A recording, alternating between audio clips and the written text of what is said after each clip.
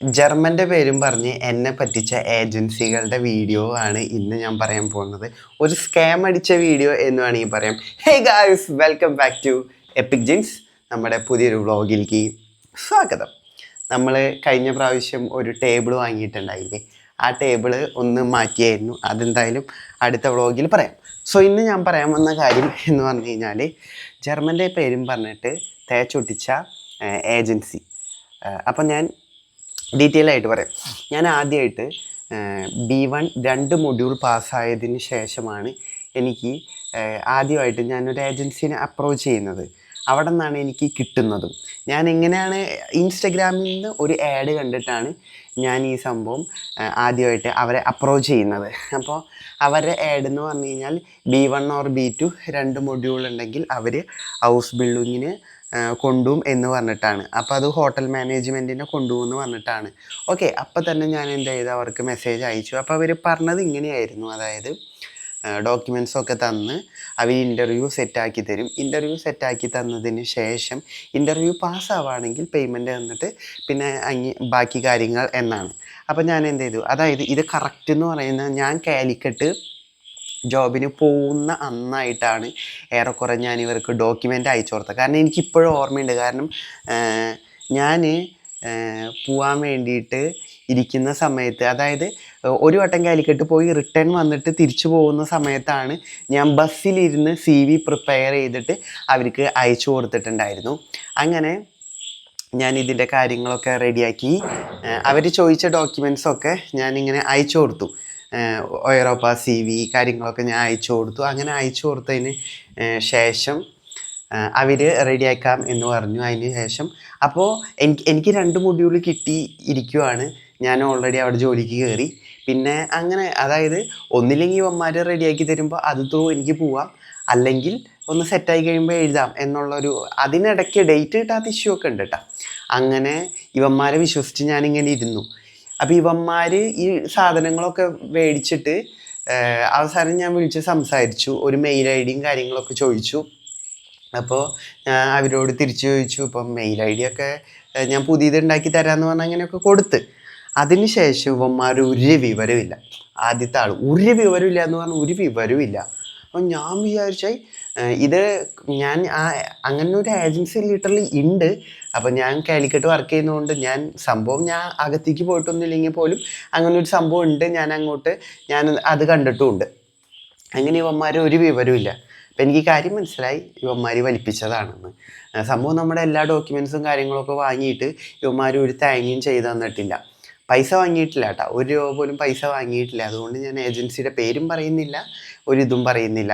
പക്ഷേ ഇവരെ പരസ്യം ഇങ്ങനെയായിരുന്നു, B1 2 മൊഡ്യൂൾ വെച്ച് കൊണ്ടുപോവുക എന്നുള്ളൊരു സ്കീമായിരുന്നു. ഓക്കെ, ഇനി എൻ്റെ ഫ്രണ്ടിന് ഇതുപോലെ തന്നെ B1 B2 3 മൊഡ്യൂൾ ഉണ്ടെങ്കിൽ കൊണ്ടുപോകാം എന്ന് പറഞ്ഞിട്ട് ഒരു ഏജൻസിക്കാർ ഏറെക്കുറെ ഒരു 8 മന്തോളം വലിപ്പിച്ചു. അവനിപ്പോൾ അവരുടെ നിന്ന് മാറി. അപ്പോൾ അവനും ഇങ്ങനെ തന്നെയാണ് ഒരു എക്സ്പീരിയൻസ് ഉണ്ടായത്. അപ്പോൾ 2 എക്സ്പീരിയൻസാണ് ഉണ്ടായത്. ഇനി ഞാൻ ഈ റീസെൻ്റായിട്ട് ഒരു ഏജൻസിയിൽ പ്രോസസ്സിങ്ങിന് കൊടുത്തിട്ടുണ്ടായിരുന്നു. അവിടെയും ഏറെക്കുറെ എന്നെ വലിപ്പിച്ചു. ആ വലിപ്പിച്ചതിൻ്റെ ഡീറ്റെയിൽസ് ഞാൻ അവിടെ എത്തുന്ന സമയത്ത് നിങ്ങളോട് ഡയറക്റ്റായിട്ട് പറഞ്ഞോളാം. ഗൈസ്, അങ്ങനെ അവിടെ നിന്ന് വീണ്ടും ഒരു വലിപ്പിക്കൽ എനിക്ക് കിട്ടി. തന്നെ ഇപ്പം ഞാൻ വീണ്ടും വേറൊരു സ്ഥലത്ത് കൊടുത്തിട്ടുണ്ട്. അവിടെ നിന്നും വലിപ്പിക്കൽ കിട്ടുകയാണെങ്കിൽ അതും ഞാൻ അറിയിക്കുന്നതായിരിക്കും. ഈ സ്ഥലങ്ങളുടെ ഒന്നും പേര് ഞാൻ പറയുന്നതല്ല, അപ്പം എനിക്കുള്ള അനുഭവം ആയിരിക്കില്ല മറ്റൊരാൾക്ക്. അപ്പം അതുകൊണ്ട് ആണ്.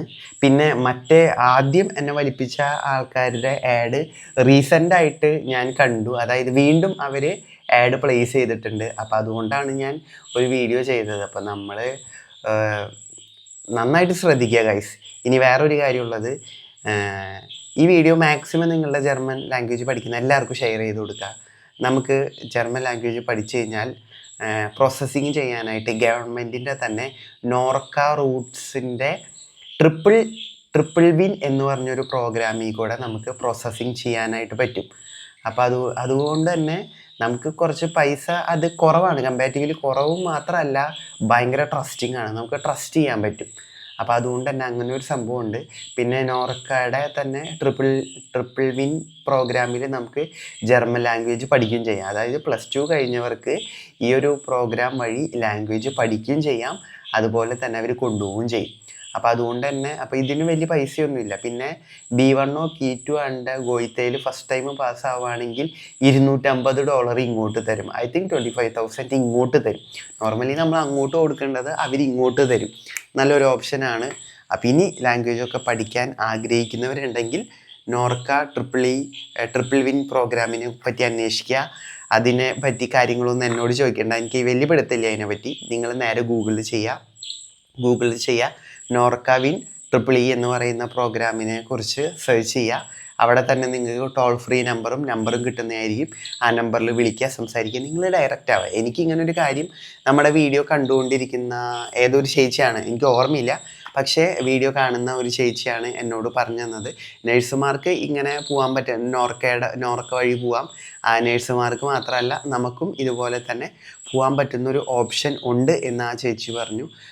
നമ്പറൊക്കെ തന്നിട്ടുണ്ടായിരുന്നു, ബട്ട് ആളെ മറന്നുപോയതുകൊണ്ട് എനിക്ക് അന്വേഷിക്കാൻ പറ്റിയില്ല. എന്തായാലും ഞാൻ 2ാമത്തെ ഏജൻസിയിൽ നേഴ്സിംഗ് അസിസ്റ്റൻറ്റിന് കൊടുത്തിട്ടുണ്ട്. എന്താ സ്ഥിതി എന്ന് എനിക്കറിയില്ല. പിന്നെ വേറൊരു അപ്ഡേറ്റ് ഉള്ളത്, മെൻ്റൽ ജേണി, അതായത് അടുത്ത 100 ദിവസം വ്ളോഗിങ് ചെയ്യുക എന്നുള്ള ഒരാഗ്രഹം മൂലം ദ മെൻ്റൽ ജേണി എന്ന് പറഞ്ഞിട്ട് ഒരു പ്രോഗ്രാം, ഡെയിലി വ്ളോഗിങ് തന്നെ ഞാൻ തുടങ്ങാനായിട്ട് പ്ലാൻ ചെയ്യുന്നുണ്ട്. അപ്പോൾ അതിൻ്റെ പേരാണ് മെൻ്റൽ ജേണി. കാരണം അടുത്ത 100 ദിവസം കംപ്ലീറ്റ് കാലത്തൊട്ട് വൈകുന്നേരം വരെ ഷൂട്ട് ചെയ്ത് അത് ഡോക്യുമെൻ്റ് ചെയ്ത് സോഷ്യൽ മീഡിയയിൽ പോസ്റ്റ് ചെയ്യുക എന്ന് പറയുന്നത് ഒരു മെൻ്റൽ പരിപാടിയാണ് ഗൈസ്. It's not easy. അപ്പോൾ എൻ്റെ ആഗ്രഹം എന്ന് പറഞ്ഞു കഴിഞ്ഞാൽ ഒരു സക്സസ് ലൈഫ് സ്റ്റൈൽ മെയിൻ സ്ട്രീമിൽ ഒരു സക്സസ് വ്ളോഗർ ആവുക എന്നുള്ളതാണ് ഗൈസ്.